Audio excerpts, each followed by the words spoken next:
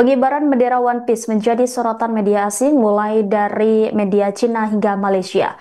Seoul China Morning Post hingga Malay Mail membuat berita mengenai fenomena pengibaran bendera One Piece di Indonesia menjelang HUT ke-80 RI.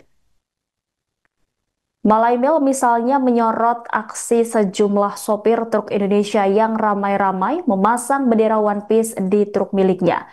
Judul berita Malay Mail yang menyoroti fenomena ini yakni di Indonesia para sopir truk mengubah bendera bajak laut topi jerami One Piece menjadi simbol protes menjelang hari kemerdekaan. Malay Mail juga menyoroti aksi masyarakat Indonesia yang ramai memasang bendera One Piece jelang hari kemerdekaan sebagai bentuk kritik terhadap pemerintah. Media tersebut juga menyoroti terkait dengan reaksi keras dari pemerintah Indonesia atas pemasangan bendera tersebut. Sementara itu, Seoul China Morning Post menyoroti pemasangan bendera One Piece menjelang Hari Kemerdekaan Indonesia. Media yang berasal dari Cina itu memberi judul berita tersebut yakni masyarakat Indonesia memasang bendera bajak laut ANIM sebagai bentuk protes di Hari Kemerdekaan. Media Cina ini menyoroti motif pemasangan bendera One Piece yang dianggap sebagai bentuk perlawanan kepada pemerintah hingga tanggapan berbagai politisi dan pemerintah yang pro kontra terhadap fenomena tersebut.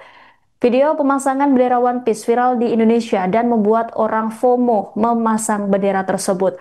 Khususnya fenomena itu terjadi menjelang Hari Kemerdekaan ke-80 Republik Indonesia tahun 2025 mendatang. Terlebih One Piece dianggap oleh sebagian masyarakat sebagai simbol perlawanan terhadap ketidakadilan, penindasan, dan moralitas yang dikalahkan oleh kekuasaan.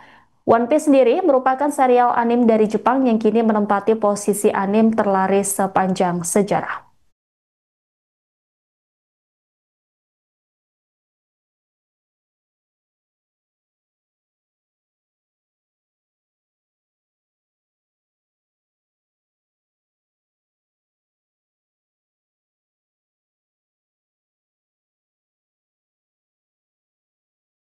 Download Tribun X sekarang, menghadirkan lokal menjadi Indonesia.